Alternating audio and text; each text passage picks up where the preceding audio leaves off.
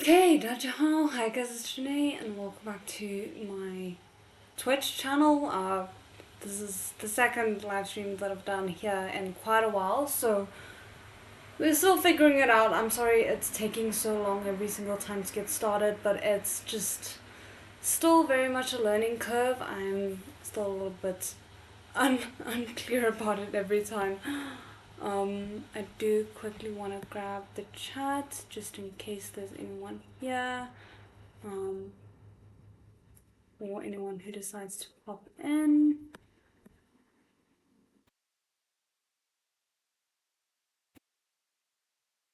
Grab that and get everything ready. I do hope the audio is okay. I wonder. Okay, yeah, it should be fine.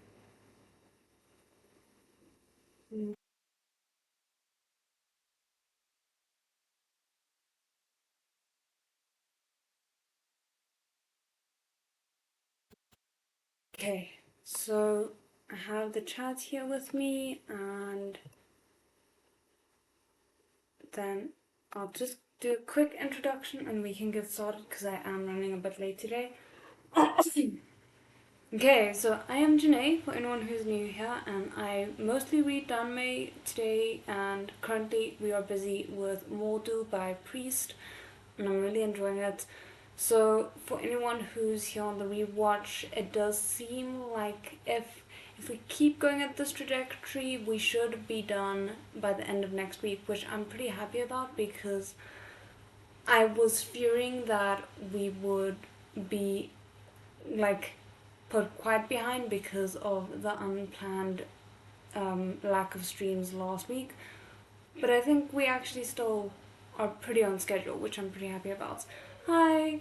So yeah, that is more or less it. And I have tea here with me. I take a 10-minute break on the hour to get new tea and stretch my legs.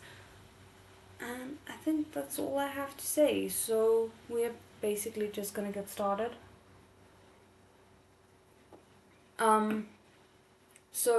Also another thing that I kind of forgot to mention on Tuesday is I've now put in the counter notification, which basically means that I'm contesting their statement that my channel deserves to be taken down. And while I wait for them to basically either reach out to me or file legal action against me, my channel is kind of like in limbo. So that's why we're still doing the streams on here, but the channel is still currently up and running. And then next week, Friday, I believe, if I'm doing my math correctly, they get 10 working days and it started on Monday. So theoretically, on Saturday next week, I should hopefully know whether or not my channel stays alive. And then if it does, we'll be moving the live streams back to there. If not, we'll take it as it comes. Okay, with that preaching out of the way, let's just get started. Chapter 82, Macbeth 23. Lang Chao looked out the window at the gloomy and overcast sky, feeling increasingly like there was no light in the world. Dagger. That can't be. How could he run off? When did you find out that he'd run? There are quite a few of you. Can't you just keep an eye on an old fart? Damn, okay. I feel like... Wait, hold on. Where did we leave off? I'm so confused right now. Oh, Jung Kai-feng. Okay, right. Lo and Zhou reached out and took the phone from her. The criminal policeman on the other end felt very wronged, because prior to this, aside from needing to keep a few key individuals in the country because of the Zhou clan's economic problems, the investigation targeting Zhou Huaijin's kidnapping had mainly focused on Yang Bo, Hu Jingyue, Zhou Huaixin, and other such people. Of course, people had been left to watch Zheng Kai-feng, but they hadn't classified him as a key focus of surveillance and hadn't watched him closely.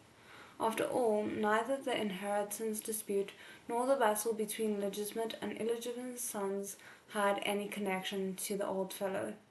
If not for the unexpected development of Dong Xiaoqing attacking the Zhou brothers come the weekend, the tail on him may have been dispersed. This morning, Jim Kai-feng went to the Zhou clan building downtown as usual. We followed him all day. When he left the office, we were watching as he got in his car in the parking lot and followed to Jim Kai-feng's villa in the city. Okay. Don't worry, you're not that late. We've only been busy for like 2 minutes. I was a bit late. But also, hi.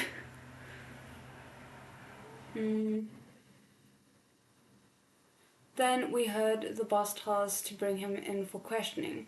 The car hadn't pulled into the house's yard yet, and we stopped it. Then we found out that the old man in the car wasn't him. Someone palmed off a fake on you, and you didn't know. Are your eyes for breathing or eating? Oh my goodness. No one just simply wished. Huh? What? Lowen Jaw simply wished iron turned straight into steel. Okay. Then his speech paused slightly, and he said, "Bring in all the accomplices who lured you away. Taran, take people to the Jaw clan building and investigate the security cameras. Get a search warrant. Jim Kai-feng's office, his domestic bank accounts, his residence. Search it all. He's definitely done something, or else why would he run? Langar, you guys get in touch with the traffic department. Set up roadblocks on all the highways and national roads in and out of the city.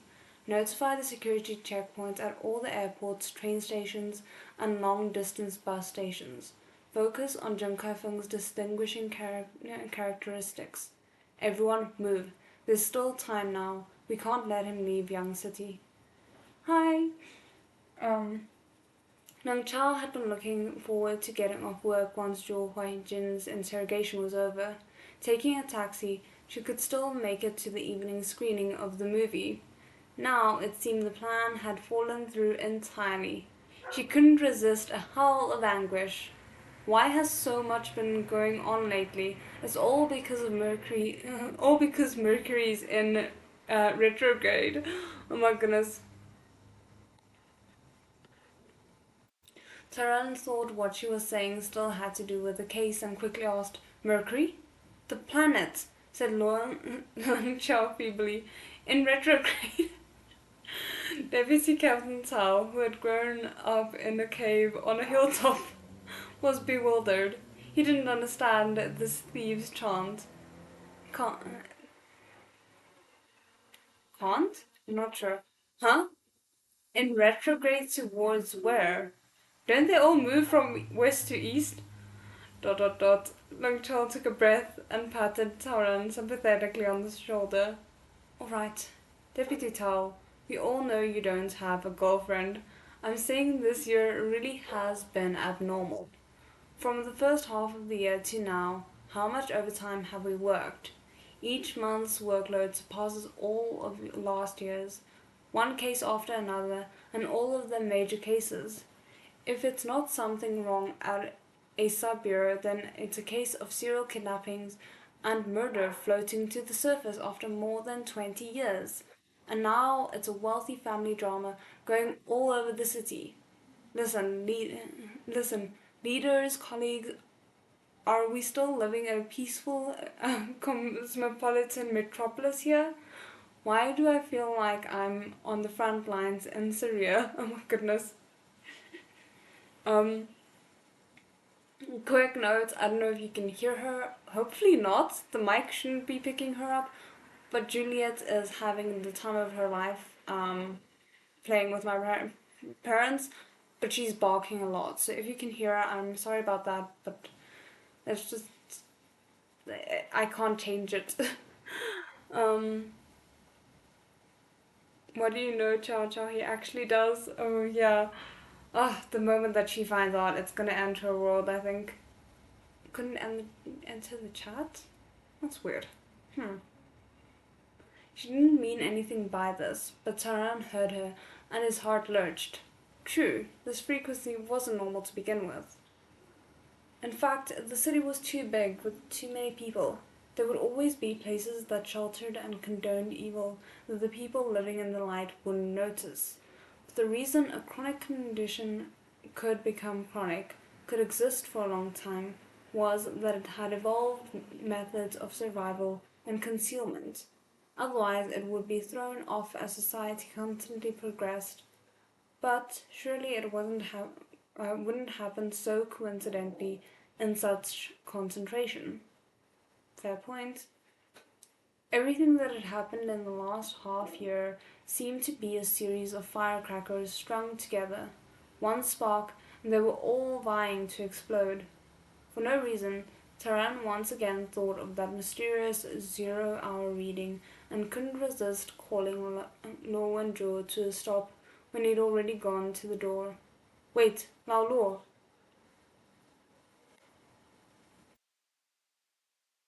Lo and Zhou's steps paused.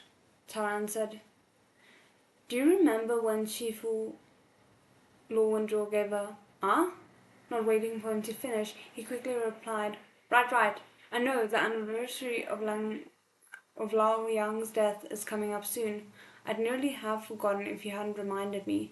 So we absolutely have to come to a pause in this case as soon as possible, and in a few days we'll buy some flowers and go see Xinyang. Taran froze at once. Luanzhou gave him a deep look and pushed Feidu's shoulder. If there aren't enough service cars to deploy, drive your own. When you get back, I'll reimburse you for gas. If you don't want to work overtime this weekend, then move quickly.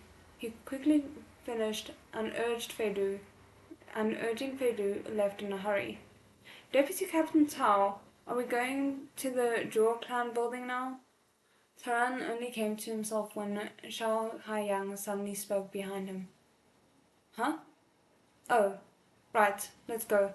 Some of our colleagues from the economic crime branch must still be there. I'll drive, you give their leader a call. Just now, Luanzhou had not only interrupted him, he'd also said something wrong. Something only someone who was familiar with the subject would understand was wrong. There Xinyang was Lao Yang's wife, a career woman with a busy job. When Lao Yang had been alive, they had only seen the Xinyang a few times. Later, when Lao Yang had died in the line of duty, she'd taken a hard blow and thought that the police had snatched away her dear one. After that, she'd been especially unwilling to see any of his colleagues from when he'd been alive. So Lu and Zhou and the others also did their best not to bother her. Each year, going on a secret day early to sweep his grave. During the spring festival, while Lao Yang's daughter Yang Xin was on a winter break, they'd take the opportunity to take her out and give her some present and New Year's money.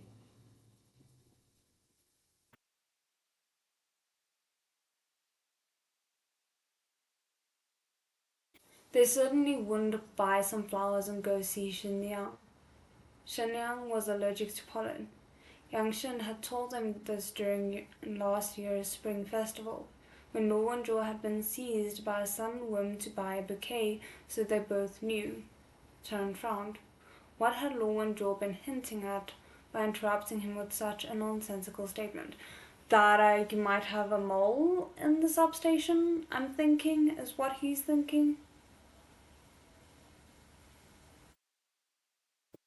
Someone stirring the pot, it seems. Tata, being a mother goose, always seems to gain babies to take care of. Not now it's Shahayang. I have to say, I'm kind of glad that he has Shahayang, not just because I think Shahayang needs someone like Taran with him, but also because it gives Taran a new partner to focus on while while Lao Luo and Feidu try and figure their situation out, because it's a very complicated situation. My goodness. This car of yours is too flashy. Luanjo shut the door of Feidu's enormous SUV. If the parking lot is a little full, it'll be hard to get in and out, and it's a gas guzzler. Hey, watch the doors. Feidu steadily drove the car out of the gates, turned at the intersection, and flipped on the car radio. The signal was perfectly clear, without any trace of abnormalities. It looks like there is no listening device installed here. Feidu turned the sound down on the radio, then reached out for an inconspicuous device under the dashboard, scanning the surroundings, saw that there was nothing unusual in the car, then laughed. After all, I change cars every day. I don't know myself how many I have. Oh my goodness, the subtle, not so subtle gloats. Lo and Zhou nodded somewhat wearily and stretched. The mysterious package sent to the Dong house had just brushed shoulders with the police investigating the house. Because of this, Shah Haiyang had hinted that the person who'd sent the package was familiar with City Bureau's manner of handling cases, and was likely one of their own people. Luwenjo had openly contradicted him then because he'd been refusing that guess. Because the investigation of the Dong house had been too obvious, even the neighbors living in the same estate knew the time they'd come and gone. They wouldn't have been able to avoid the eyes of someone who had been paying attention. If the person who'd sent the express delivery package was in fact the criminal, it would have been very easy to avoid the police. There was no need for a mole. Shah Yang's guess couldn't serve as evidence. They were all colleagues he worked with day in and day out. Luanjo was absolutely unwilling to suspect anyone for no reason. But the timing of Zheng Kaifeng's flight really was too delicate. That is a fair point.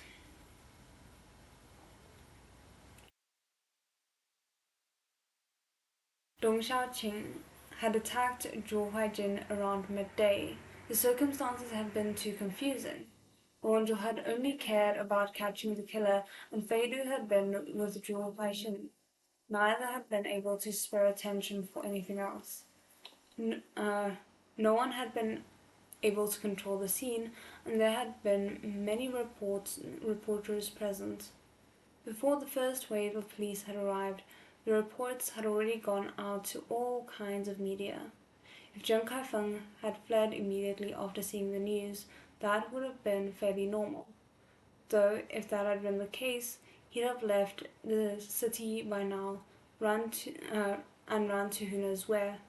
But it was clear that the news of Dong Xiaoqing attacking Zhou Huaijin had just gone out. Zheng Kaifeng had been totally calm, not thinking he could be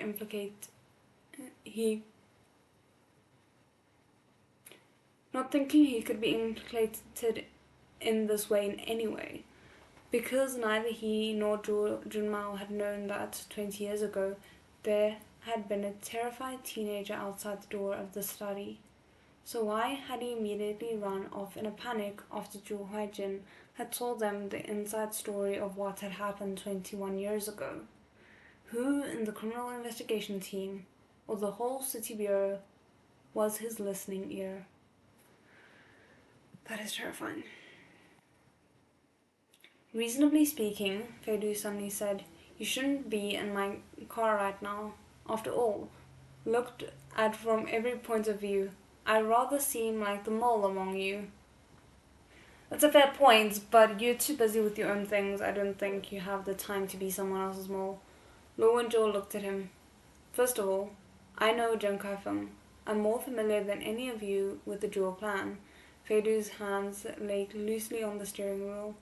Second, the whole thing happened after I came. According to ordinary logic, on the basis of analysis or credible historical record, the newcomer is always the most suspicious. Yeah, but by that same logic, Shah Haiyang is second in line for being suspected. However, it would be monumentally stupid for Shah Haiyang to point out the possibility of a mole if he himself were a mole.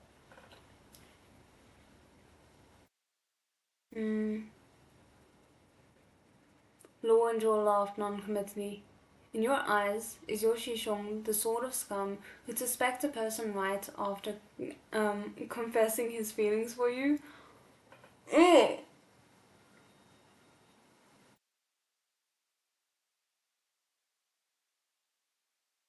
Damn, I was not prepared for that. Feidu froze. Lowenjo didn't wait for him to speak, saying, I know it's not you, because you're really a rather solitary person. Your relationships with other people go no further than mutual benefit. I really can't think of what Zheng Kaifeng might have that would be more attractive to you than my good looks. Oh my word. Oh my word. Oh my soul. Okay. Um, Yep, Taran's two suitors have run away together, leaving him to mother the newbie. Yellow when Joel was found has found the code to crack door. Oh, this is glorious. Dot dot dot. When he was flirting, honeyed words came effortlessly out of his mouth. He considered his own level to be very high, but having experienced this deity's ability to use honeyed words to flirt with himself, he knew that he still had some things to learn on the subject and should be more modest. The humor and the way that they think about things is just the best. That's true. Fedu had no choice but to echo his boast. Do you mean that now I can let my mind wander, pull the car over, and kiss you? To be fair, Law and Joy, you started this, so now you have to suck it up. You will not go where my mind just went. No, we're on business, said the upright Captain Law, scrupulously separating private and public interests. Anyway, I know you're thinking your Shishong may be a mental. Mm-mm. Only you won't say it right out on account of my handsomeness. On account of those bowls of noodles in the evening, Feidu really didn't want to take a dig at him. But apart from that, he really had nothing good to say, so he could only shut his mouth. Actually, it's because of what I heard you ask Zhou Haijin in the interrogation room, said Luo Wenzhou. After his little brother was stabbed, Zhou Haijin didn't ask why Dong Xiaoqing had done it. And you deduced then that he might have some idea about Dong Xiaoqing, but he'd only remembered it after receiving a shock. Otherwise, he wouldn't have run the risk of letting her get close at the outset. Hu Jinye is one of Zhou Huaijin's people. Zhou Huaixin is his precious little brother. Yang Bo is the person he's been carefully plotting against. If this had had to do with the three of them, his reaction wouldn't have been so slow. Feidu nodded. True.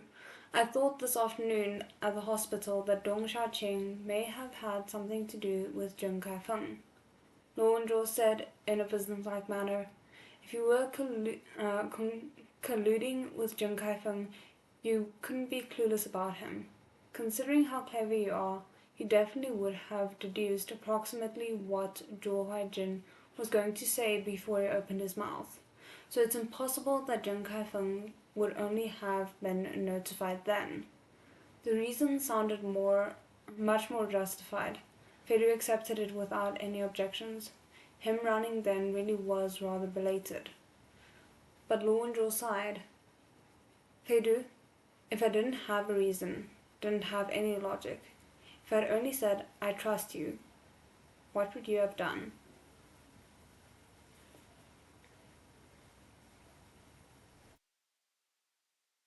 I'm not prepared for the sudden level up that their relationship just took. Damn. Um,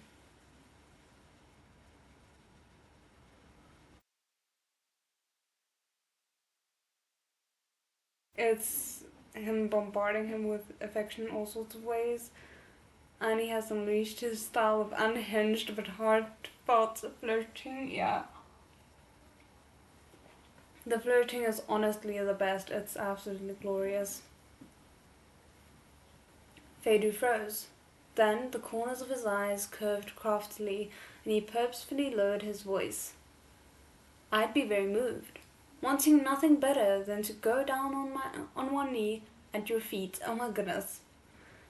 Less of that nonsense. Lowenjo leaned back. You'd only have thought I was either stupid or lying. Feidu smiled, but he didn't refute him. Do you still remember Wang Shijun, her Shongyi's mother? If she was the one sitting here, even if you're holding a knife to her chest, she still wouldn't think you were going to kill her. Would you think her trust in you was stupid? Avoiding the important point, Feidu said, It's very rude to judge an elderly lady's intelligence behind her back. Anyway, we're nearly strangers. She doesn't understand me. I've known you over 7 years, so I think I can be counted as understanding you, said Lowenjo. I also chose to trust you. Of course, if you let me down one day, I'll be very hurt. So hurt, I may not love you anymore. You can't just casually drop the fact that you love him. This is not how it's done, Lowenjo.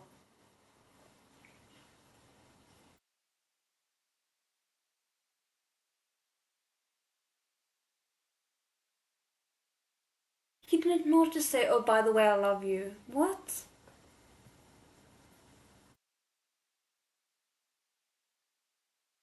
Feidu should have taken advantage and come back with some teasing, but he oddly felt something spread over from beside him, pressing on his chest, that left him temporarily speechless.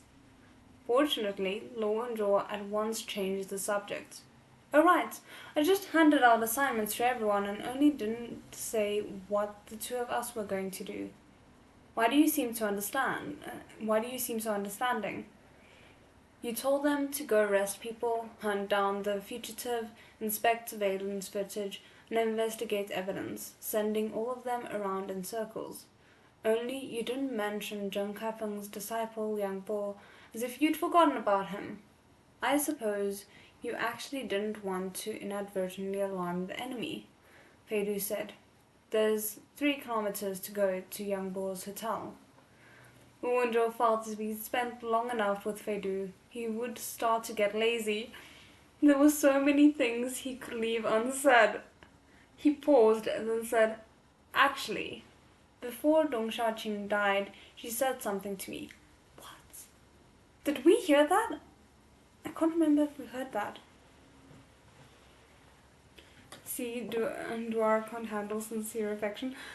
I have to say the fact that he's being so sincere with his affection is kind of getting to me in the best way possible. I think it's the kind of honesty that Feidu needs in a partner. Because it's not like he stops giving Feidu a hard time, which is like empty flattery would not get Feidu anywhere either. But this kind of like abrupt sincereness at odd intervals, weirdly I think might work for him.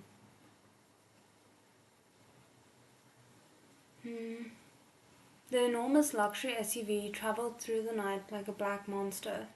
As Feidu held the huge beast's reins, his eyes turned slightly towards Lo Wenjo. She said Dong Qian wasn't innocent. He's one of those people. Oh, right, we did hear that. At this point, Feidu's half-closed eyes suddenly opened considerably wider. I guess you can also hear the problem. I've been wondering who those people could mean, Lo Wenjo said quietly. It definitely can't be Zhou Haijin and his people.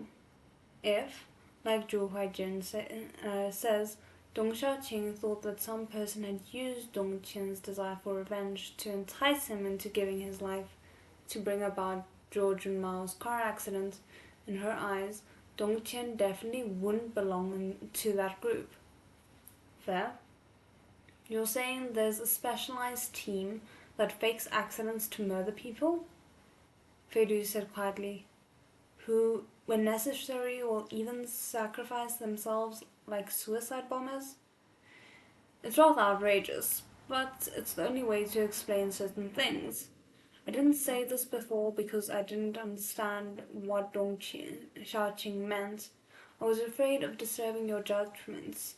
What are you laughing at? Feidu stomped on the gas pedal. While his car was very steady, it still lurched. Actually, that all makes sense. Careful, Lowendorf grabbed the handle next to him. My young friend, this isn't how you shake a car. What all makes sense?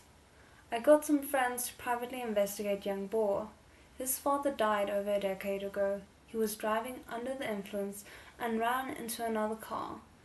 Both sides died on the scene. Lowendorf immediately sat up straight.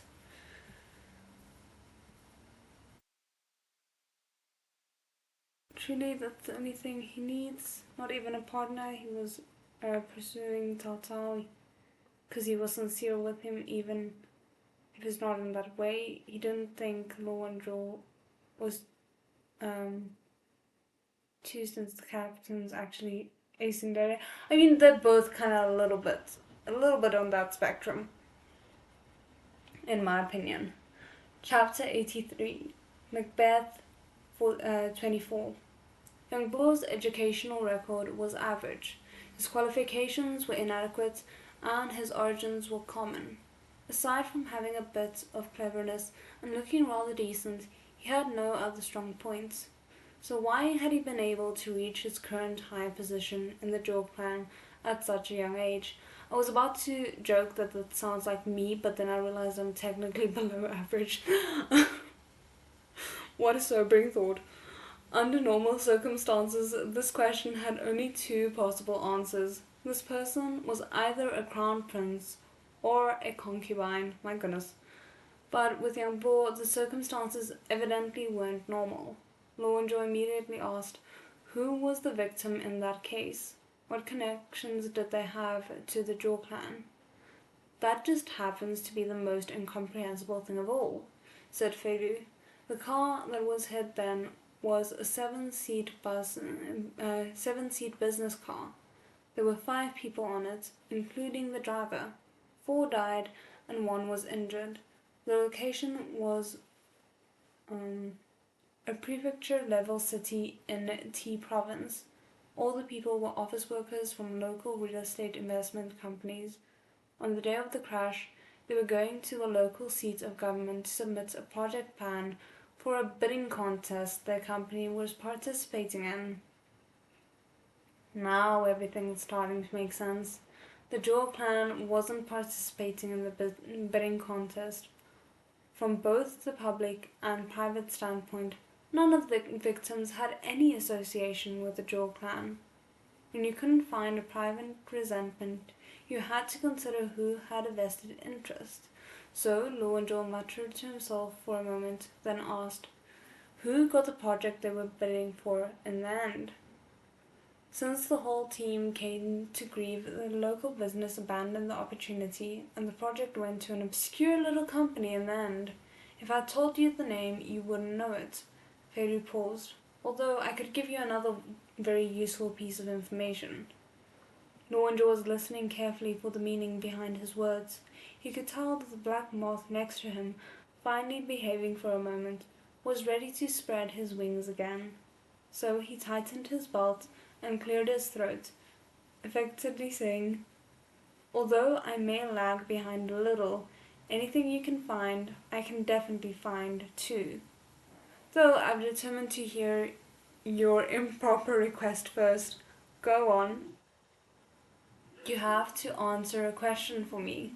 Feidu paused, then added, it's a personal question, of course. Lowendorf raised his eyebrows high, thinking, am I the sort of person to sell out my privacy for work? I think the answer is kind of yes, weirdly enough. But I think it depends on the person. I think it depends on who is making the request.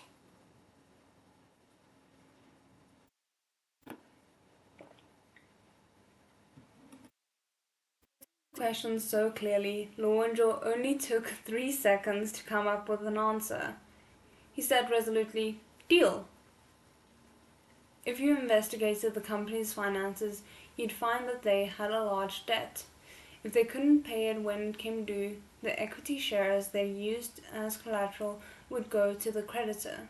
Simply speaking, it was like they had an invisible shareholder, and that shareholder just happened to be called Guangyao Fund.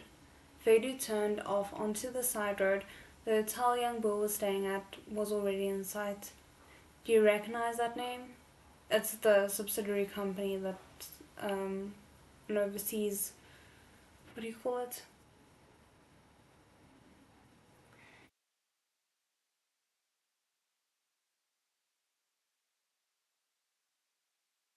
Not an offshore account, but like that same kind of thing. I can't remember what you call it. Shell company. There we go. Thank you. Sorry. Um. Mm, Lowendral's brow furrowed tightly. He thought he must have heard the name somewhere, but the information he came across in his daily life was too jumbled. It was hard to put it in order. Feidu drove openly up to the hotel because his car was so eye-catching. The attention of everyone who saw it was drawn to the logo. It was an unconventional way to be inconspicuous. Oh goodness. Not for work but for pay. Lowendraл looked down and searched for Guangyao Fund on his phone. There wasn't much information.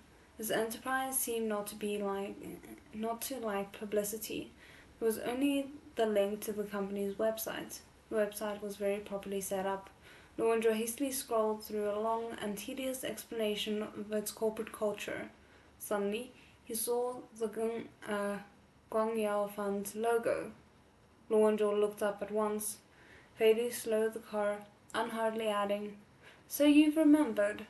The place where Shu Wen Chao disposed of the bodies. That piece of undeveloped seaside land belongs to them. Isn't that rather a coincidence? I didn't think that was what would be coming back up. Damn." He did not just call him darling. "Darling?" Lowendraw said quietly after a while. "You have a rather horrifying way of putting things."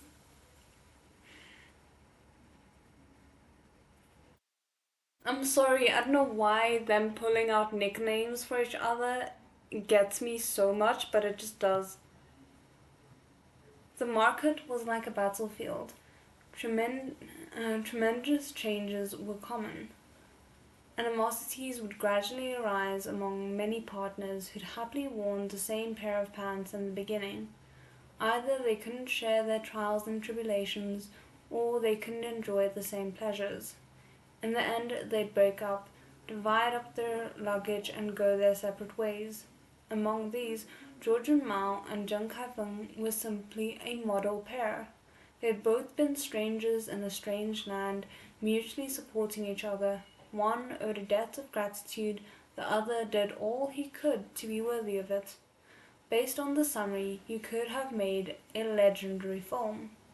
But now it seemed that what was behind this legend wasn't crossing a river in the same boat, but sharing a common goal. Or sharing a murderous secret, maybe.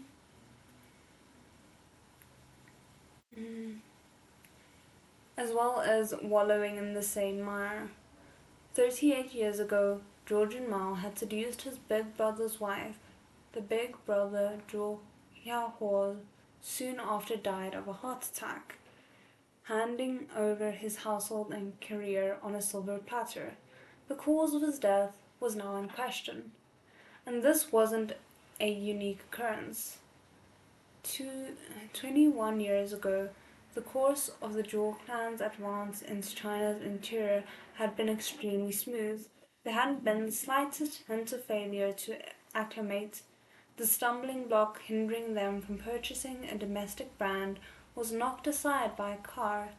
The enormous market awaited them, indomitably pioneering the subjugation. Compared to this, what a Dong Qian and his wife. unluckily caught in the middle, account for? How many cases like this were there? How many lives stained the hands of the famous public-spirited returning overseas Chinese? To this day, no one knew. Zhou Mao and Zheng Kaifeng were an excellent and most understanding pair of partners in flipping chess boards and cheating at cards, trampling on law and order time after time to easily attain what they wanted. As time went on, the feeling of being invincible would undoubtedly have become habit-forming. Finally, perhaps because the opportunity had been ripe, perhaps because some circumstances had pressed, this impregnable alliance had crumbled from within, forming entirely into a period of internal strife. So what part had young Bo of the dubious past played in all of this? I really want to make you carry out your obligation and answer my question now, Fedu said suddenly. But I think there's something wrong with the truck in front of us. Why did I have a fear that they would become the next target for a suicide car crash? I don't know what would be the proper thing to call it. No wonder calls everyone darling has been since chapter 1. It's his gay showing up. I don't know, like, I know it's not the first time, but it still just hits, especially because it feels like it's not like he says it just every single time. He chooses when to say it, it's a habit, but it's a very specific habit. So I feel like the moments where he says it is usually the moments when he's about to deliver something deadly in a good way. Lowenjo followed his line of sight and saw a freight truck with a huge logo of fresh produce deliver at their 3 o'clock, silently circling around the hotel, in the end delivering into the hotel's underground parking lot. Okay, so we're not gonna see a car crash, thank goodness. At this hour, all the supervisors must have gotten off work, so who's going to receive the goods they're delivering? There are many things that won't be fresh in the morning if they're left to sit out all night, Fairy said quietly. Also, if I recall correctly, that high-end cold chain transport is under the Zhou clan's banner. Law and Zhou's original train of thought had been Zheng Kaifeng had taken a fancy to young Bo, a nothing of a downy-headed brat. There had to be some link between the two of them, though through young Bo they could pick up some traces. He hadn't expected to reap such a harvest. Luanzhou said, "Wait, is it possible Zheng Kaifeng is in that truck?" Ooh, that's an interesting theory. I think you might be right.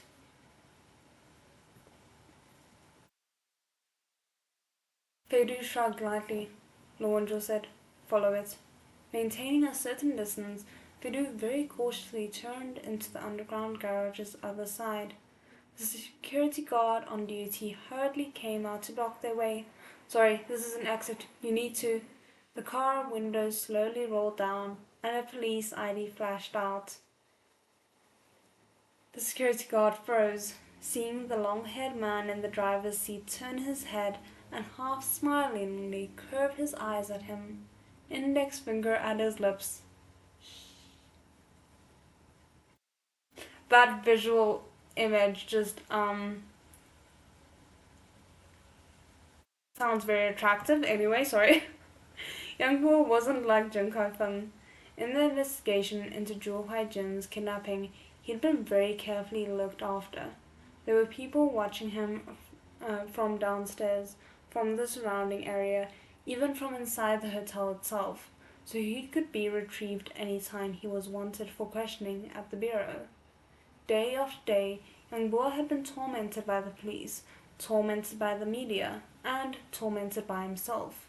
His condition could be described as not having eaten or slept well. As soon as he closed his eyes, he thought of that paternity test report, which had made him feel such a profusion of emotions, but which he now would have loved nothing better than to wish out of existence. When he had first gotten that report, he'd been disbelieving that his mother could actually have betrayed his family. After the shock had passed, he hadn't been able to keep down his secret delight, feeling that he'd instantly become a prince fallen on hard times in a story. It was as if his internal organs had been made of a different material. For days after, he'd floated when he'd walked. He, young Bo, an ordinary person who had grown up in ordinary surroundings, was Zhou Junmao's son, Zheng Kaifeng's disciple. The two people in charge of Zhou clan carefully looked after him. When you were a step away from the heavens, wasn't all that was required that one step? But worldly affairs are hard to predict. To this day, young Bo couldn't understand how things had developed to this point. I'm unclear whether or not he knows that it was a forged paternity test. Young Bo lay heavily on the big hotel bed, hands covering his face, feeling the stubble he hadn't had time to take care of. He opened the news feed on his phone and saw a screen full of blood.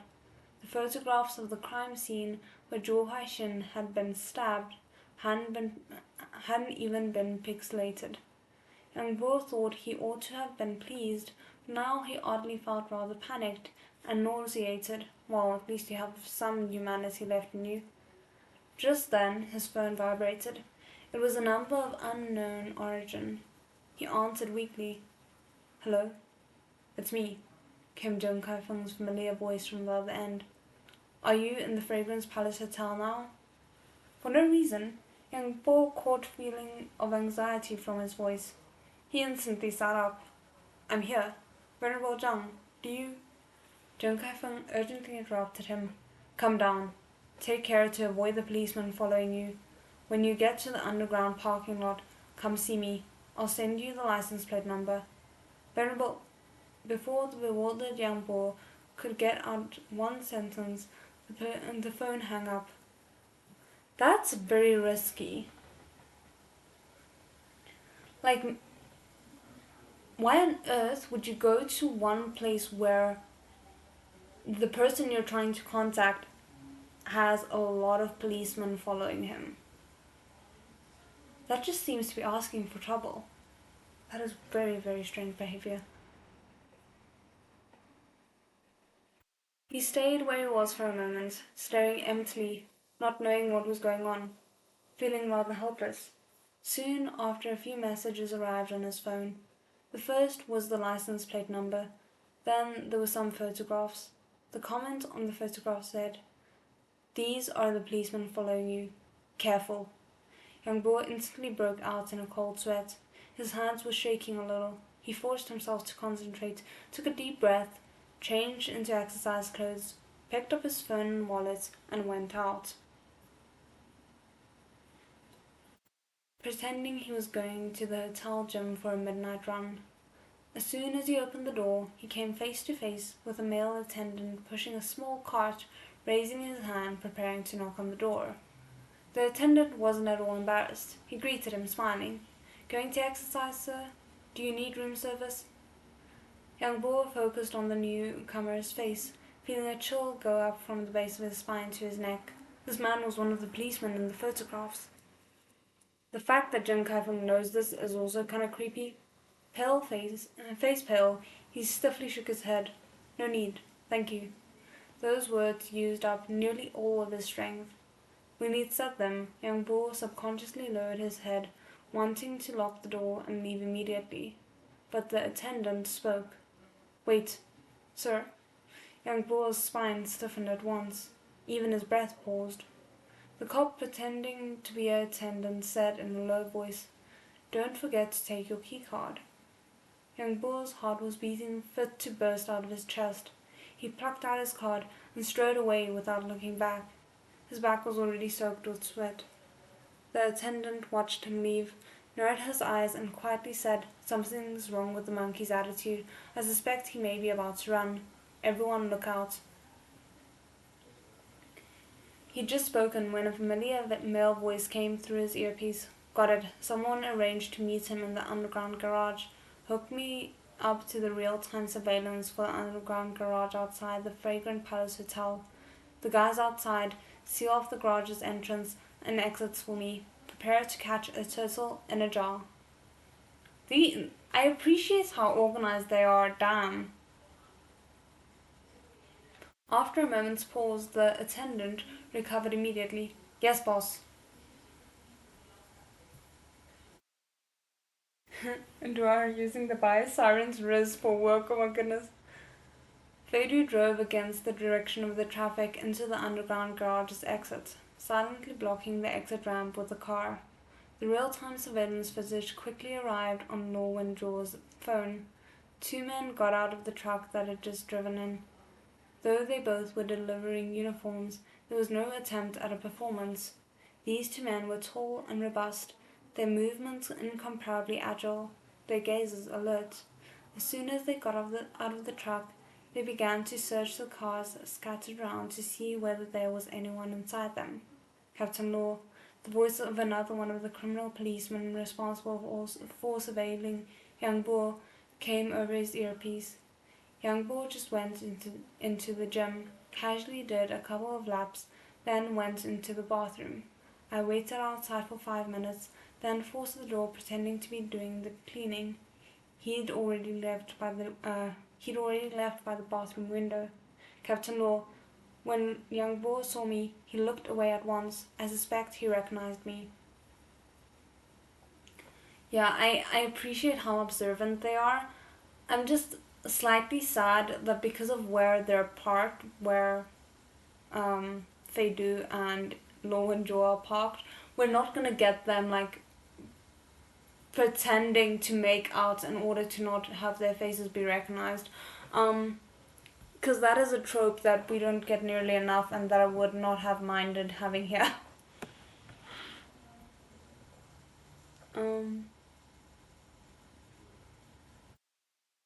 Lowen Joe wasn't at all taken aback.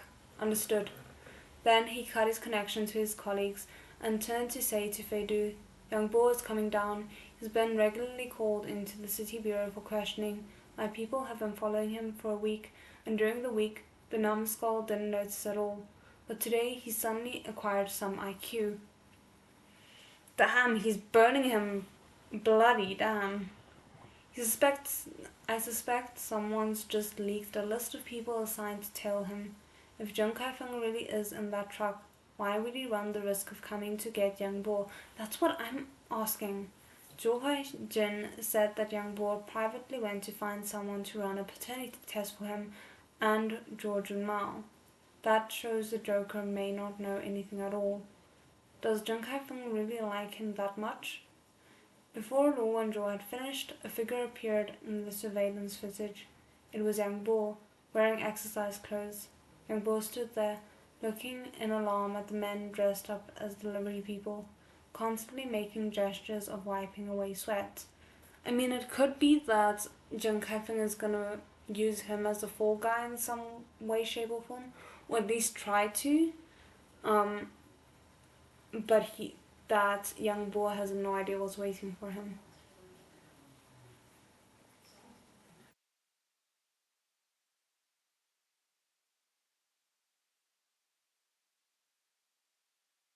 Just then, the container of the cold chain transport opened. The camera couldn't see what was inside the container, but young Bo's body language changed immediately. He very respectfully said something towards the container. Hiru said, "Jung Kai-feng's inside." Whatever the person in the container said, young Bo's expression changed. Like an elementary school student who'd come to class in the morning, having forgotten his backpack. He looked all around with extreme caution. Then the two hefty fellows in delivery uniforms picked him up, one on each side, and lifted him into the truck. "Oh, great. Get them. Move." Luwinjo firmly ordered the criminal policemen already guarding the garage's entrance and exits. As soon as he spoke, sudden police sirens rose like a tide, swelling through the whole underground parking lot. The people inside the cold chain truck was caught off guard and instantly panicked. The fake delivery people hurriedly threw young boy into the container and jumped into the truck. Before the doors were even fully closed, they hit the gas pedal. The cars parked next to them were unmerited. Hold on.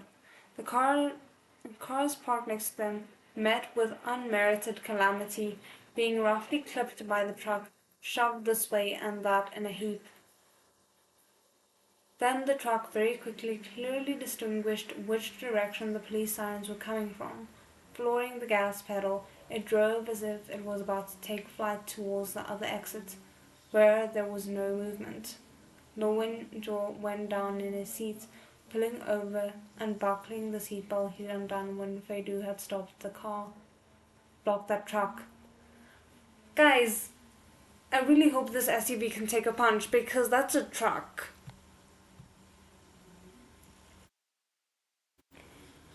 His first time acting as their field staff, Feidu's performance was outstanding. He casually blurted out, "Yes, sir." Damn, okay. The truck hadn't expected there to be a car driving the wrong way at the exits, and moreover, the car had no intention of getting out of their way, but was coming right towards them. The driver cursed loudly, subconsciously turning the steering wheel, and narrowly avoided the oncoming car. Before he could relax a little, he heard a loud sound. In an extremely short time, the big SUV had put on extremely high speed, turning in place in a surpassing display of driving skills, crowding the truck towards the wall of the garage. The little truck's windows broke at once, and the doors warped, the wheels on one side rising high. Oh, okay, so it's kind of more like a potentially a postal truck than a like truck. The container banged open, along with young Bo holding his head.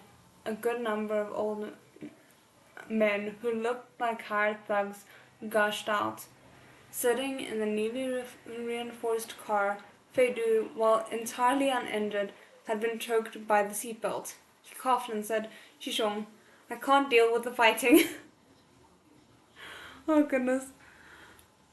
"I wouldn't dare to trouble you with that." Luanjo pushed open the door. At the same time, the police cars that had been behind, encircling and intercepting, came along, tightly surrounding the miserable truck, quickly rounding up the thugs.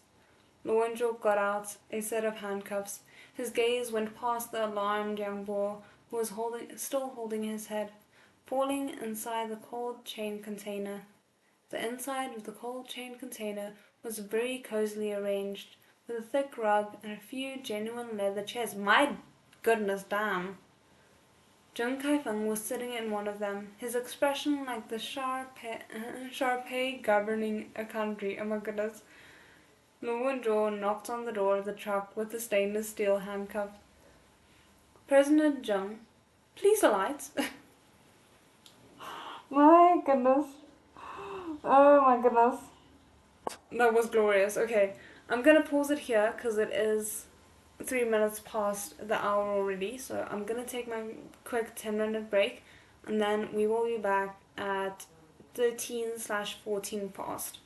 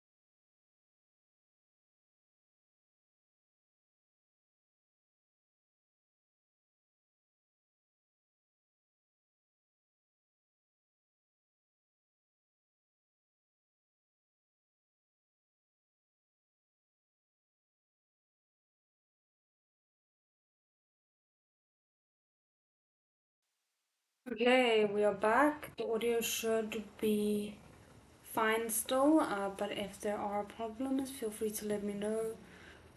Let me quickly pull everything up again.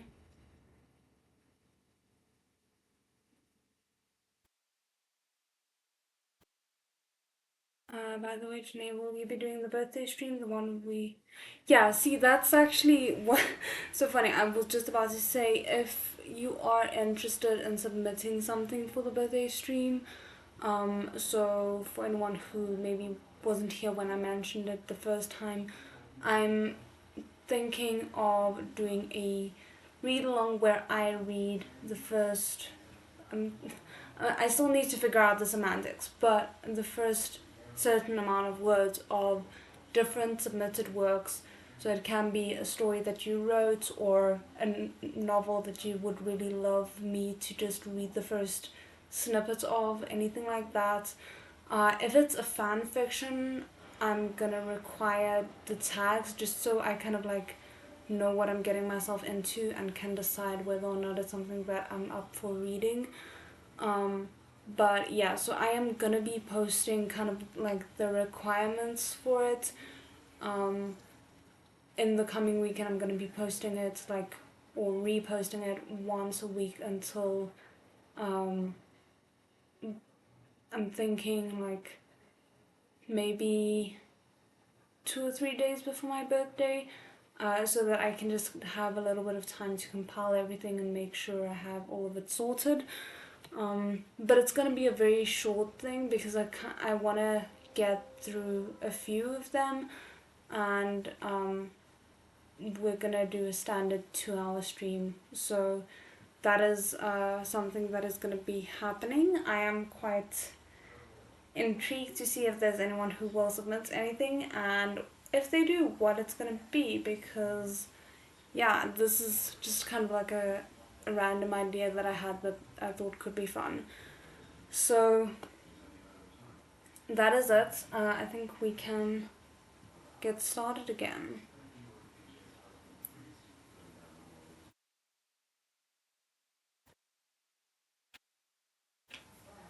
Hmm.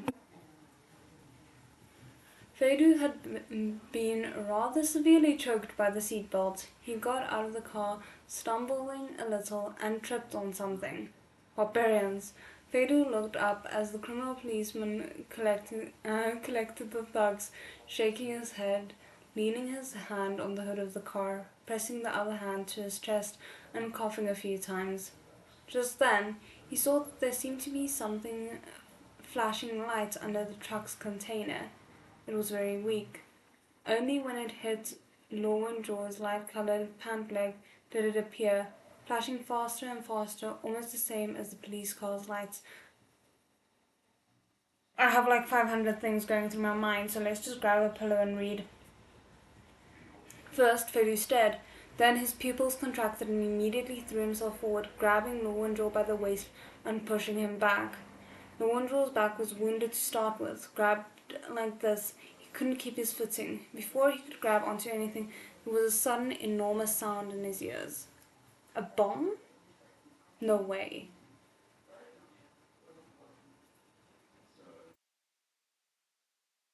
Oh yeah, no, don't worry. I'll have a screenshot detailed explanation. Chapter 84, Macbeth 25. Would Jung Kai-feng, an extremely audacious and avaricious person, be willing to die? But if someone was plotting to assassinate him, then who had placed the bomb on the truck? Since the killer had the capacity to place a bomb on the truck without anyone being the wiser, why hadn't he made it a little simpler, taking him unawares and stabbing him to death, or stealing a car and hitting him head on? Why couldn't all these murderers lately do their jobs properly? Why did they always have to make headline news? Fair question. Any one of the series of questions merited repeated thoughts and deliberation. But, in Fedo's mind, where a mysterious black hole always seemed to be revolving, A sudden big bang seemed to occur.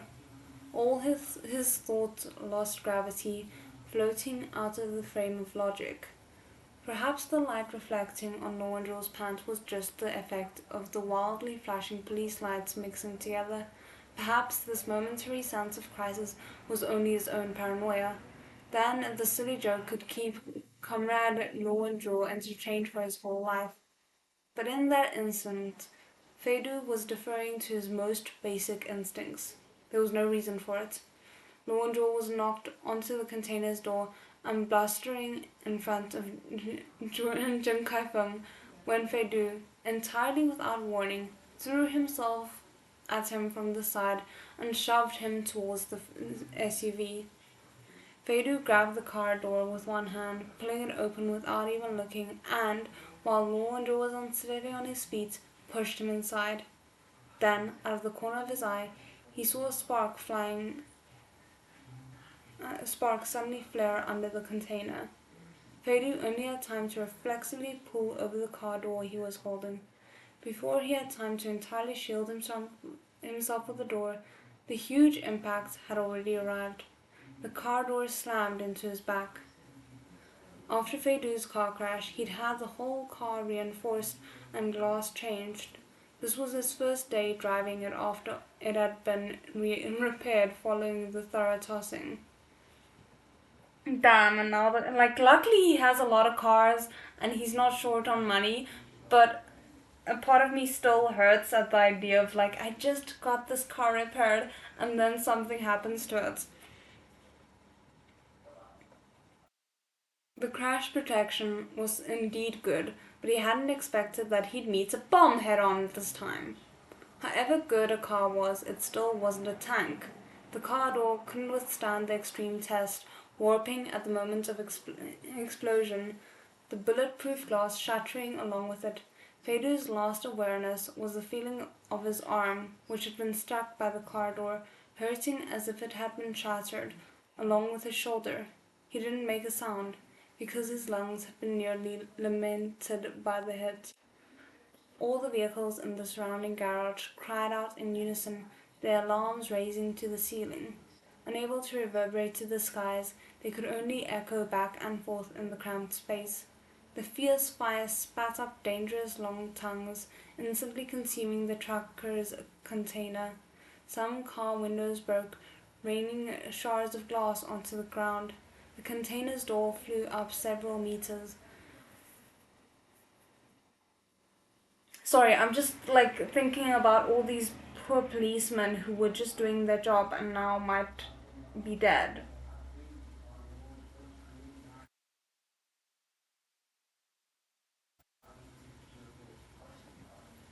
Fortune was like a wind, changing in a moment.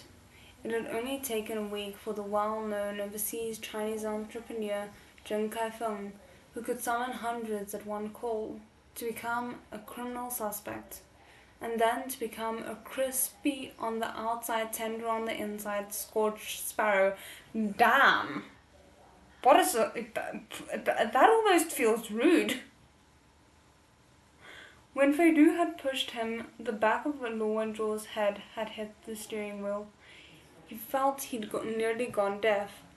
He instinctively caught the person who fell into his arms, not realizing what had happened.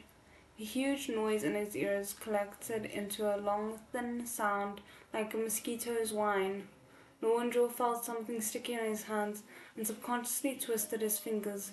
His eyes opened wide, still with a trace of blankness. His limbs seemed to belong to a marionette, clumsily moving on their own. Then the smell of blood, smoke, and scorched material rolled over him like a tsunami. Fedu. Lowendral's suspended heart was instantly electrified. First it trembled, then it began to beat wildly as if in revolt, nearly overloading, about to burst out any moment. Fedu! Fedu's consciousness was floating beside his body, going in and out. He had become a radio in a state of disrepair. He could hear a transmitting sound, could hear someone calling his name, but he couldn't work up any interest. He felt it was rather annoying. Someone pulled open his eyes. Fedu saw a light. Apparently, if you followed the light, you could find your way back to consciousness. but he wasn't particularly interested in that. Thereupon, he only looked aside, aloof and unconcerned.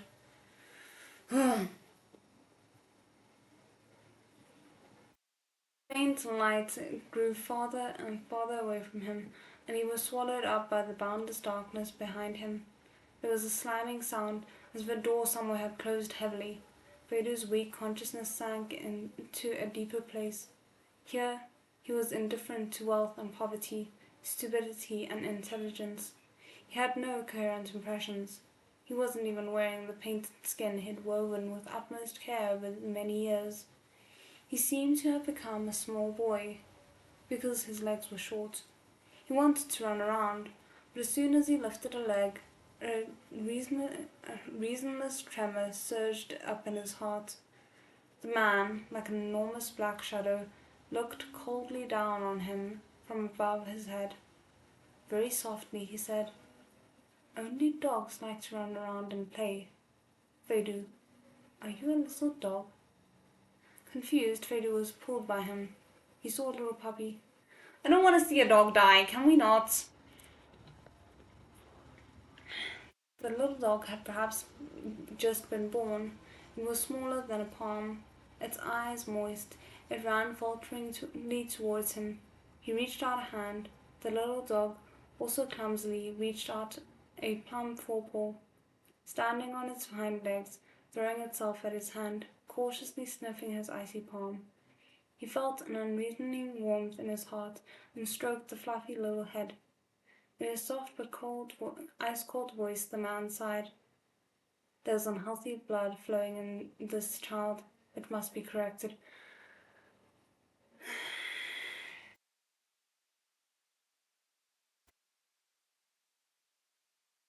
The puppy cried out sharply, roughly, and lifted it by his hand. Okay, I'm gonna sprint read through this because I like animal abuse and I do not mix in any medium.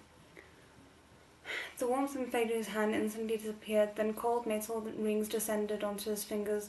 There was a bundle of threads leading from the back of the ring. There are other ends passing through the complex installation tied to the constricting neck band.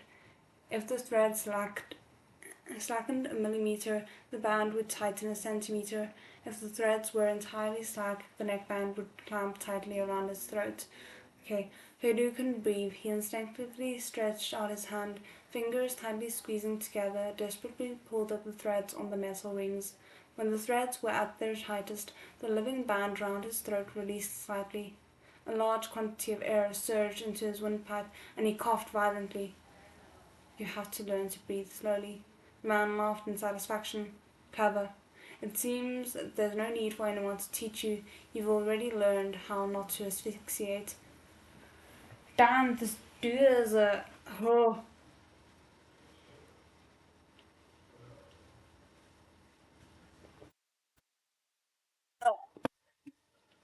I hate this dad. I hate this dad so much. Then the scene in front of his eyes changed again. Fedu was tied to a chair.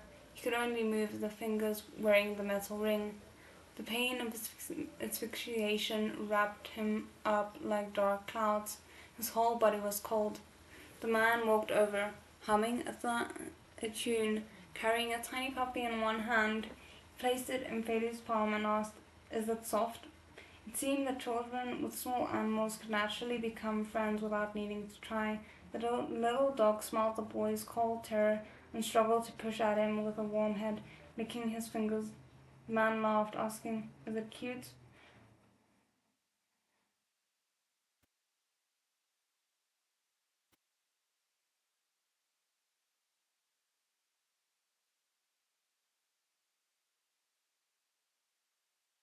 He hesitated a moment. Finally he nodded. The next moment the frightening pain descended without warning. The band round his neck instantly tightened. The warm feeling was still in his hand, but his throat was stopped by the ice-cold iron hoop. Fedu subconsciously squeezed his fingers together as usual, trying to pull tight the threads that could alleviate his pain. The life-saving air entered his tormented windpipe, but at the same time the little dog let out a mournful cry. This man is not going to be like, oh, choose. Either you die or it dies.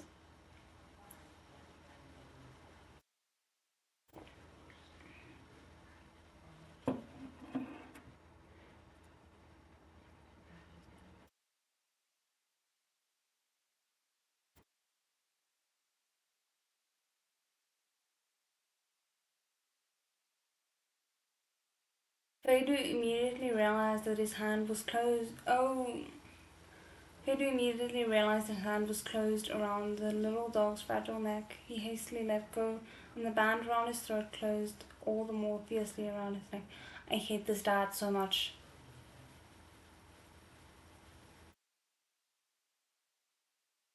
Fedu struggled desperately, the ropes and metal rings on his body like living, evil vines, savagely digging into his flesh. Holding his phone, Taran paced at the door of the ICU, his head covered in sweat. Hearing his colleagues on the phone quickly saying Zhou Kaifeng and Young Bo died on the scene. The others had been contained and distributed among the police cars nearby.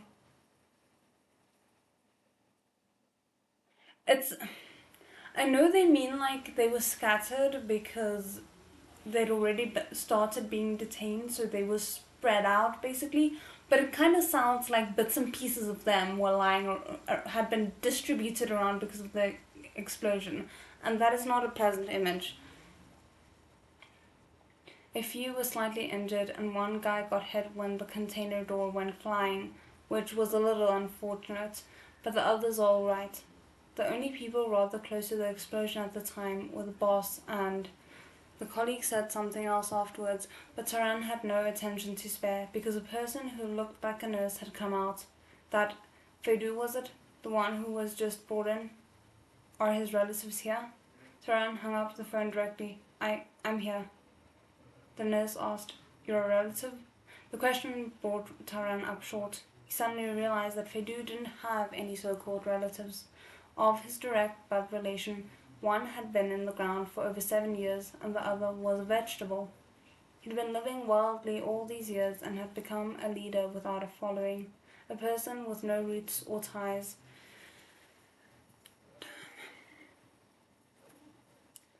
The nurse was only asking a question in passing, not caring about his momentary hesitation, quickly saying to him, For unknown reasons, the patient's breathing and heart rate suddenly stopped just now. We're attempting resuscitation. You two should prepare yourselves. Excuse you, we're like halfway through the novel. He's not dying, I refuse. Taran felt a cold breath raise from his chest to the top of his head. What? Wait. Having made the notification, the nurse had fulfilled her assignment. Time was left. She had no time. Time was life. She had no time to comfort with tender words. She hurriedly ran off. Kind of judging. A doctor I could understand, but nurses generally, I feel, end up being tasked with these things for a reason. Maybe that's just here. I don't know how it is overseas. Taran instinctively ran a couple of steps after her, then remembered that inessential personnel weren't permitted up ahead. He could only stop helplessly. Only then did he realize that the nurse had just said, You too. He quickly turned his head and saw Law and Zhou had come to stand beside him at some point. Law and Zhou's lower leg had been broken. His back had been hit twice in one day and had been put in a splint. Oh, great! His head had hit the steering wheel too hard, leading to a concussion. He looked like a mummy of the modern era. He was dizzy, leaning on the wall, propped on a crutch. Who knew how he'd hopped out of his hospital room? Taran quickly helped him sit down. Did they finish your IV drip that quickly?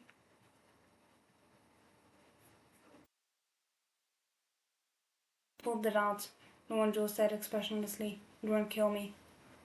On this unlucky Friday, the suddenly erupting cases had stirred the whole city bureau into a pot of porridge. Everyone was up to their ears in work. Taran had run around in circles from the emergency room to the orthopedics department to the ICU, attending to one, unable to attend to the other. He sweated even harder.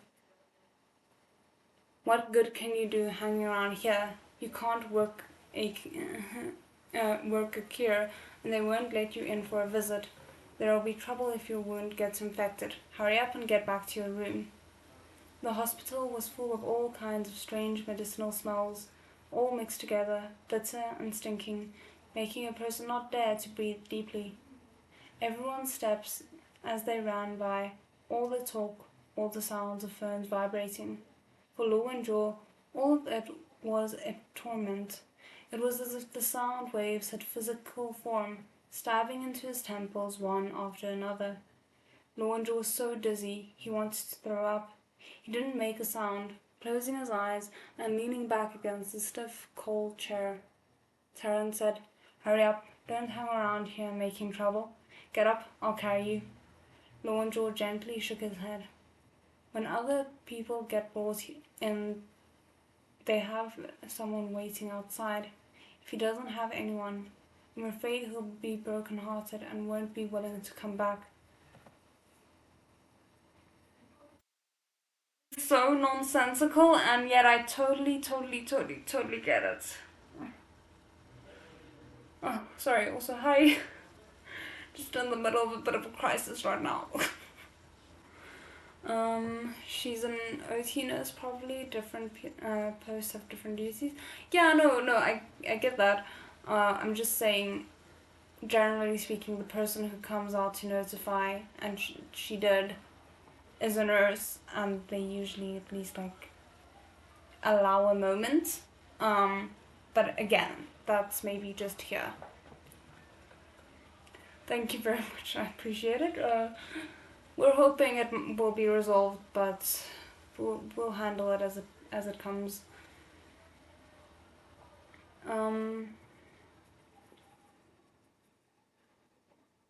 Taran could only clearly hear what he was saying by prickling his ears.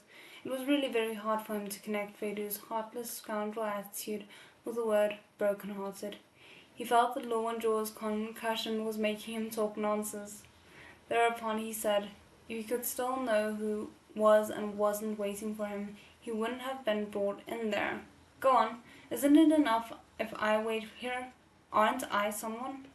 Law and Zhou really didn't have the strength to say much to him. He only nearly inaudibly said, "It's not the same." His friends were met by chance, parting and coming together at their own inclinations.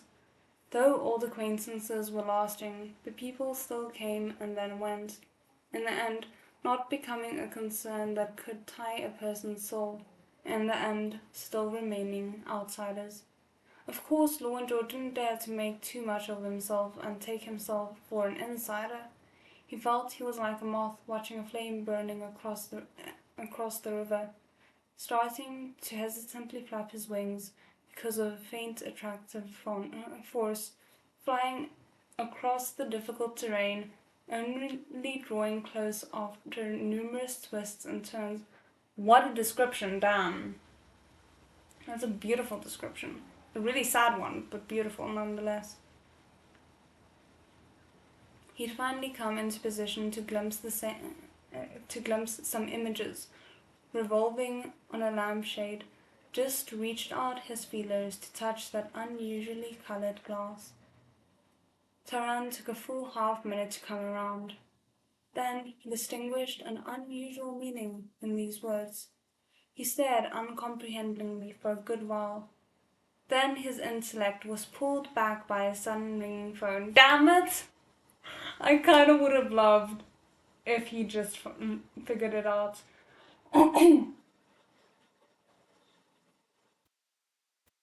He racked his brain for words. Are you alright?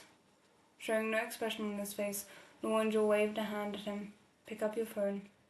The phone call was from Lang Chao. It had to be something urgent. Taran couldn't not pick it up. He could only stand up and walk quickly to the corner. Deputy Tao, all those people from the cold chain truck, have confessed. They're all Zhou Kaifeng's privately kept thugs. These people's salaries all get paid out of the secret foreign bank accounts. The guys at Economic Crimes want to follow that lead down to the end, thoroughly investigating the shell company. Also, going through Yang Bo's phone records, we found that he had a phone call with Zhou Kaifeng before he died. Zhou Kaifeng sent him some photographs. They were of the guys responsible for tailing Yang Bo. The early autumn wind swept over the sweat on Taran's body, chilling him all the way through. Got it. Lang Chao said, "How are the boss and President Fei?" Taran stuck his head around the corner and looked at Lo and Zhou, sitting there stiff and silent, held together by bandages and splints, seemingly about to become one with the wooden chair. "Don't worry, they'll..." Before he'd finished, Lo and Zhou suddenly released his hold on his crutch, propped his elbow on his knees, slowly leaned forward, and buried his face in his hands.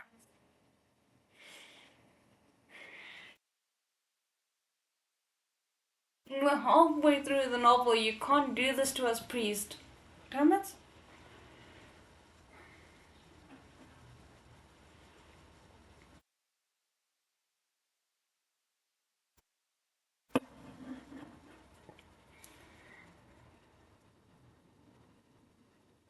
The fact that the woman also was just like, oh, by the way, your person might die, and then left.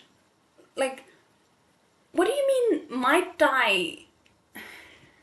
I'm bothered by it because I feel like most nurses, when they're busy with resuscitation, you're busy with resuscitation. You know, you're not out there telling people what's going on while there's still a chance that the person could be rescued.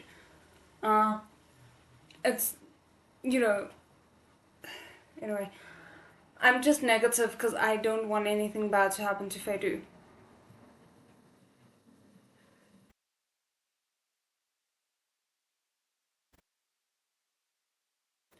Chapter 85, Macbeth 26. Taran stood at the corner of the hospital corridor, staring and blocking the way. When some medical personnel pushed a hospital bed impatiently asking him to make way please, he plastered himself to the wall as if waking from a dream. Oh my goodness. Deputy Tao. Hello? Deputy Captain Tao, are you still there? While his mind was faltering, Taran hadn't heard what Lang Chao had said. He hastily lowered his head and scratched his nose. Yes, I'm here. What else is there? Lang Chao lowered her voice.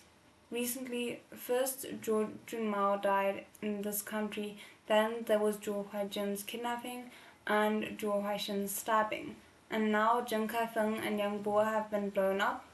These people aren't commoners. Deputy Tao, you have to prepare yourself.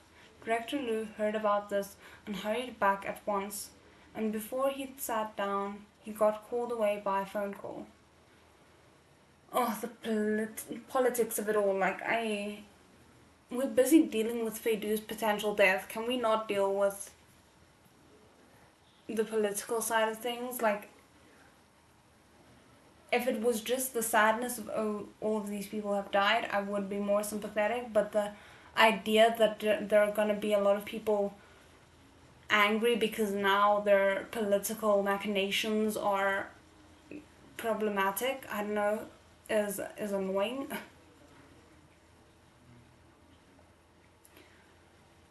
Lang Chao sighed. I'll tell you straight out, the Zhou clan has made a lot of domestic investments these last few years, and their backing abroad is even more deep-seated. Since we started our investigation into their company over here, those people have been thinking of ways to obstruct us. Now they're making a fuss because of Zhou Kaifeng's death and Zhou Huaijin and Hu Jianye being arrested without explanation.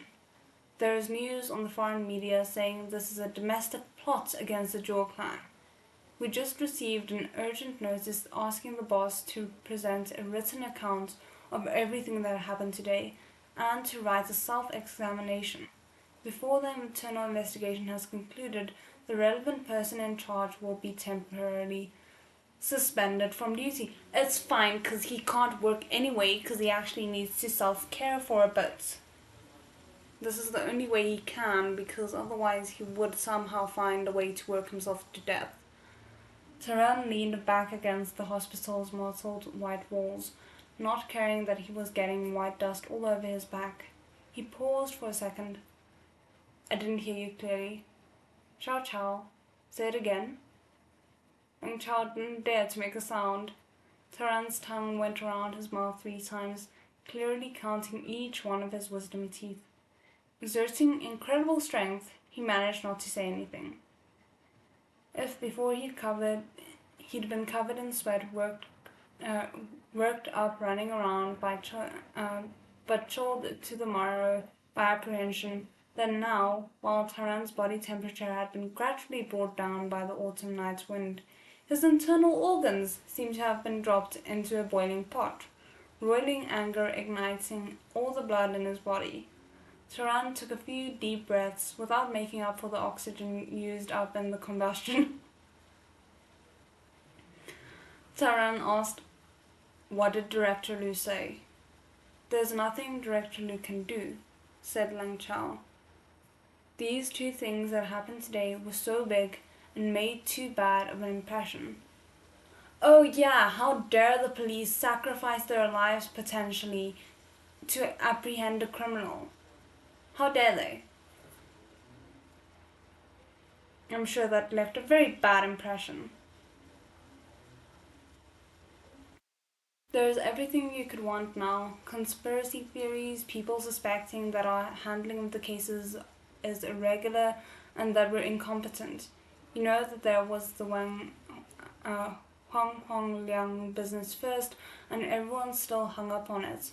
Many people think the police can't be trusted. The good doesn't go out the door, the bad goes 1,000 li. Oh goodness. Charging along into the midst of a charging alone into the midst of a drug trafficking gang to obtain crucial evidence, competently leading the rescue of a bus full of kidnapped children, working through the night to find evidence to unearth a major unsolved case from over 20 years ago. That was all it should be, all part of the job. There was no use mentioning it.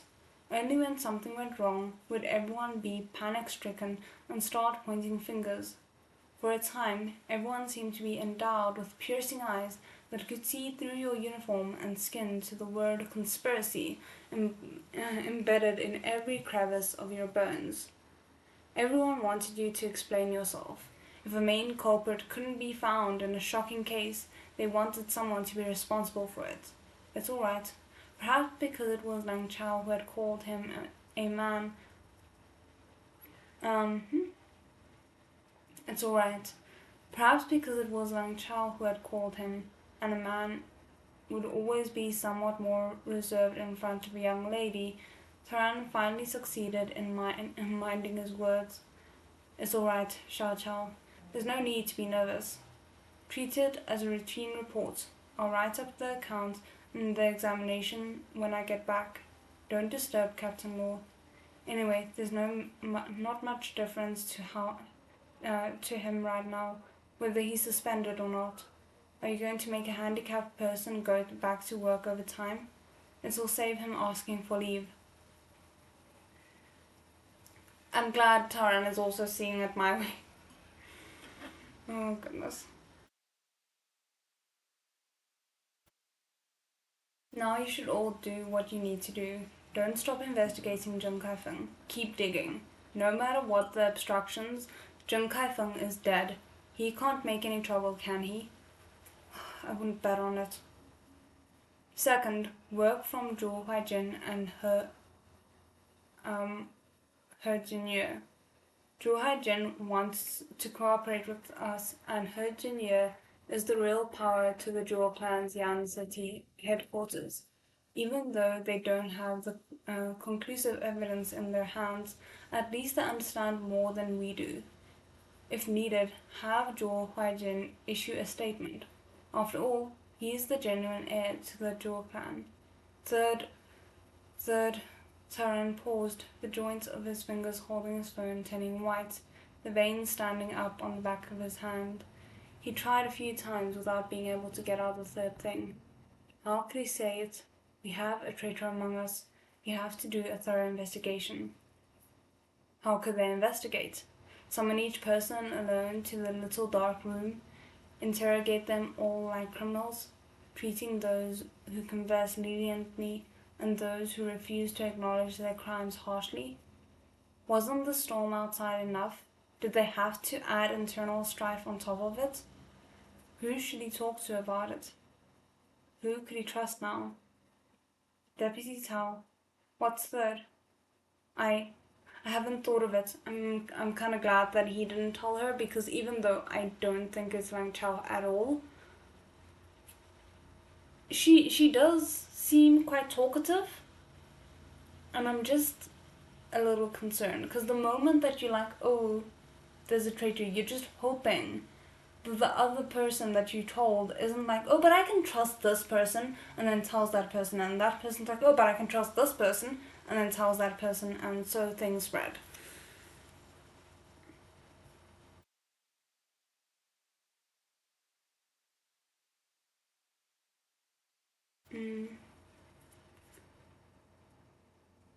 Taran answered her with some difficulty. Let me think first. Wait until I get my train of thought in order. Lang Chao was fooled by his seemingly calm and sure voice. Just then, Taran called to her, reiterating, "Don't bother, Captain Law. Everything else is really all right. Don't worry." Merely listening to his voice, you could almost hear one of Deputy Captain Tao's habitual pleasant smiles. Lang Chao didn't suspect him. She said, "Okay," and hung up the phone. There was a breath caught in Taran's chest that wouldn't go up or down. As soon as the dial tone came from the phone, the last drop of calm he'd squeezed out vanished without a trace. He'd have loved nothing better than to leap up and stomp a world-shaking pit into the ground, roar out a reverberating... I'm not going to say that. Everyone who had passed by Taran subconsciously quickened their steps after getting a clear look at his expression, afraid he was an aggrieved relative preparing to pull out a knife. 2 patrolling special guards watched him, fully alert. Taran suddenly raised his phone and aimed it at the wall across from him, wanting to smash it. You need that phone, please don't." As the phone was about to leave his hand, Taran remembered the pocket lint on his salary card. He'd paid his mortgage this month. The remaining money wasn't enough to buy him a possible new phone, and he'd still have to contact his colleagues, still have to summarize the circumstances as they developed, still have to prepare a report for their superiors. He didn't dare to be out of contact. This is my kind of person. Like, I am also here wanting to be angry and at the same time being way too logical to afford to throw something like that.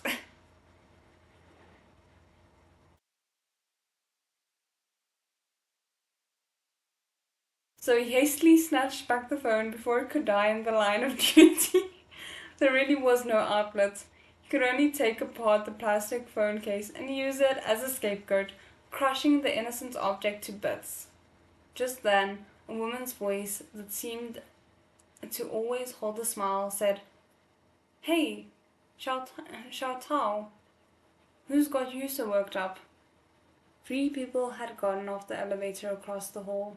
One of them was a young person walking a few steps behind, carrying things, and the other 2 were a middle-aged couple. The man was very tall. Aside from his grave and reserved expression, he was simply a middle-aged edition of Law and Jaw.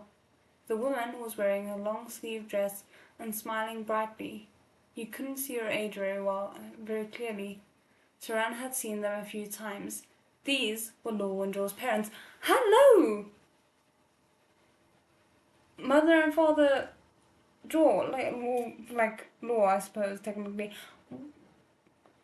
we have not met them. I think this is the first time we're meeting them, so I am shocked. Frankly, I just assumed they were dead because that's like the default setting of all characters, it seems.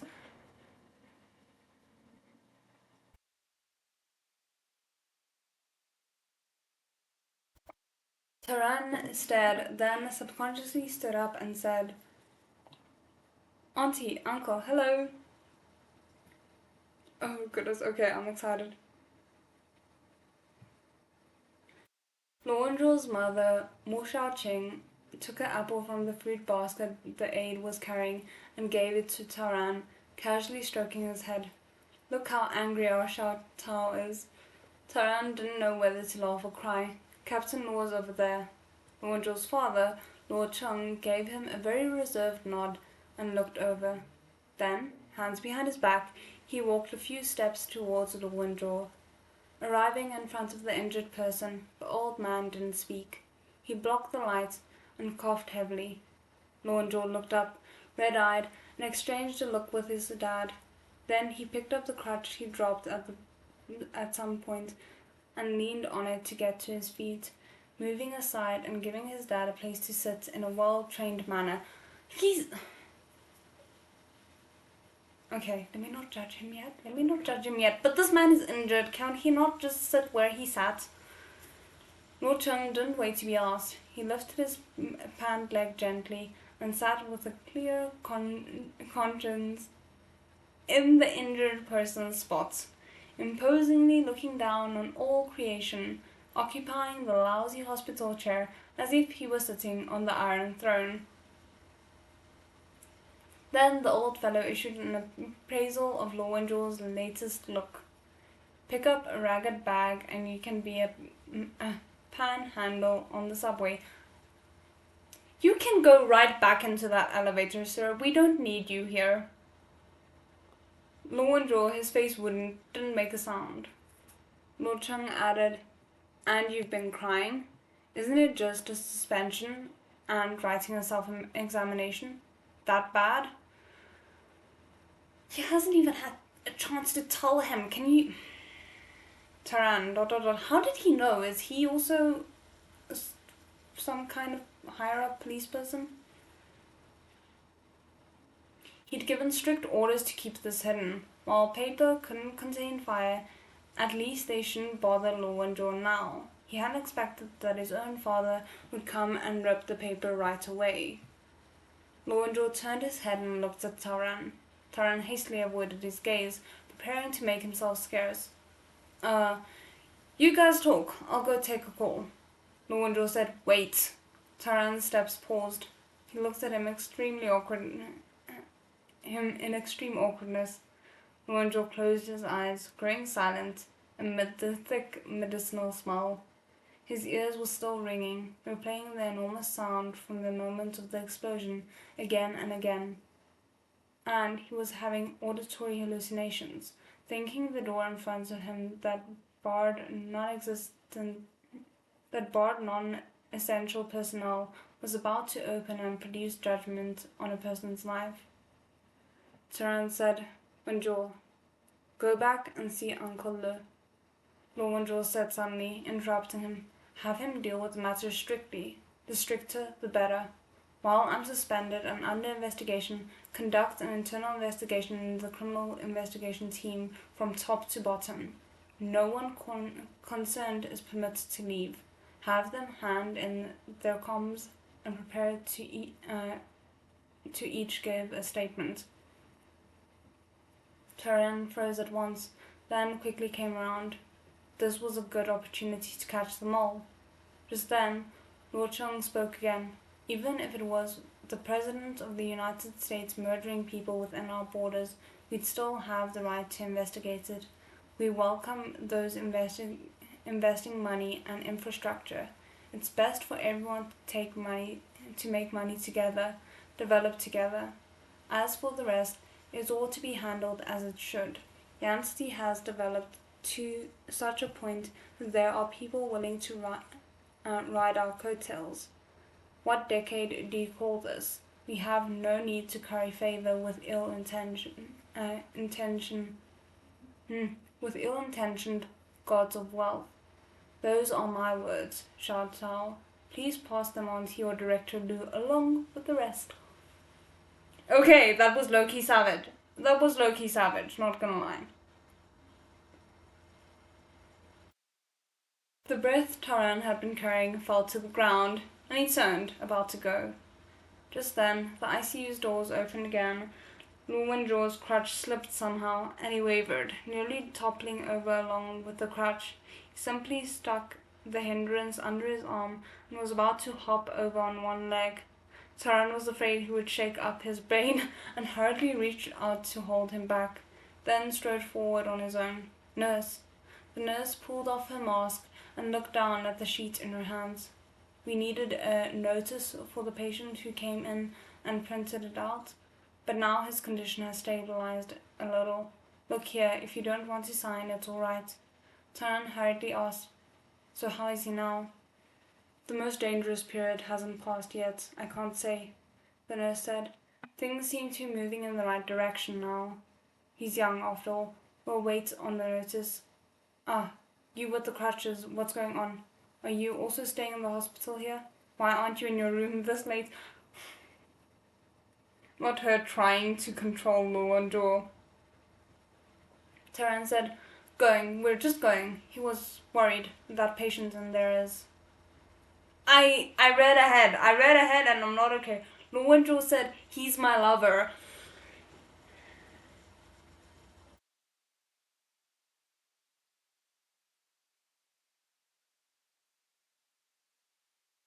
Feidu might have fainted if he were here.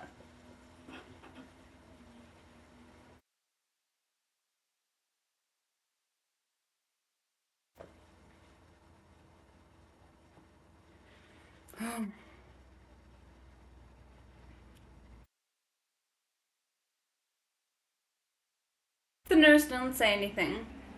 Taran bit his own tongue, nearly biting off a piece. Blood rose before his eyes. It hurt so much he nearly cried. Oh my goodness. So can I stay a while longer? Lu Wenjuo asked. The nurse may have been stupefied, or she may have been very worldly. She gave a, oh, didn't say anything else, turned, and left. It works. Whatever the reason, it works.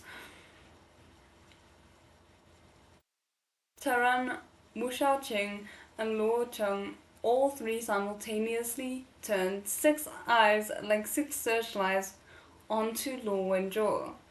Lu Wenjuo paid no attention to these irrelevant individuals' gazes and didn't explain at all that he just used the future tense.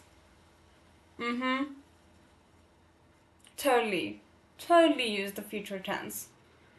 I love that because it's sneaky and it's very Mandarin, but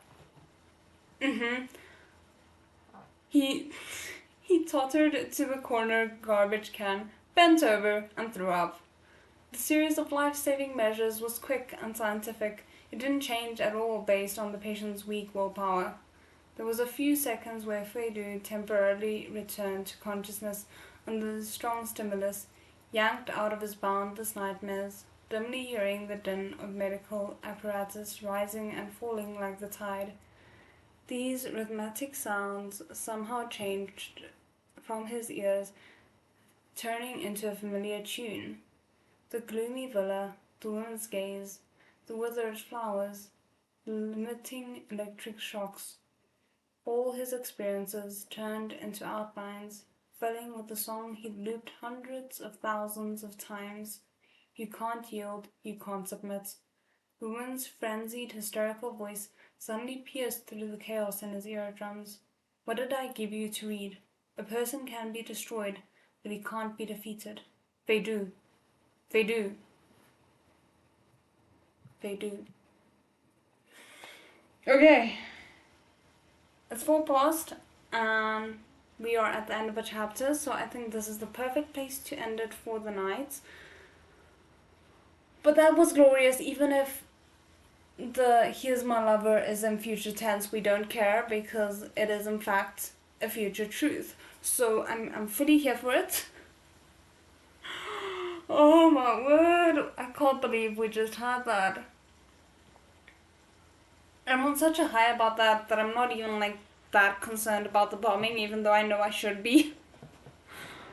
Oh my word, like, I have to say, because this novel is so long, and I find this oftentimes to be the case with Danmei, and yeah, not so much with normal books, because normal books generally aren't about 100 chapters, but I struggle to think ahead in the same way that I would a series. Like, I feel like sometimes with a series I can at least sort of predict where the overall plot is going. But here I'm really struggling to even pinpoint a potential ultimate villain, shall we say. You know, the one who moves in the shadows and is actually responsible for all of this. There was one person that was kind of like side-eyeing just a little bit. Oh, I was thinking maybe, and I would hate for this to be the case, but I was thinking maybe Taran's girlfriend could be the mole. Like, if Taran is sharing some of his concerns from work, but at the same time, he's too professional to do that. I don't think he would share the kinds of things that would need to be shared in order for them to know, and especially because these things happened in such quick succession that it's not the kind of thing you would like share with your girlfriend the night over wine and then the next day something happened. Like, these were, oh, we found this out, oh, there's immediate action. So I don't think that's the case, but it was definitely a thought that cropped up. I think especially as I was watching the first few episodes of the show, I kind of like worried, but it's probably just because I'm very cynical these days. Anyway, but yeah, I'm very excited to see where we go with the rest of this volume, and I have to say I'm really glad that we're making progress with the novel overall, because it was kind of on the back burner for a while, and it's a novel that I'm really enjoying and that I did really enjoy when we were reading volume 1 and 2, so I did want to come back to it. But yeah, I hope you guys enjoyed it as well, and otherwise I will see you on Tuesday, same time, same place, if all goes well, but I will also just post it on the community tab again the same way that I did for the last two. 再见。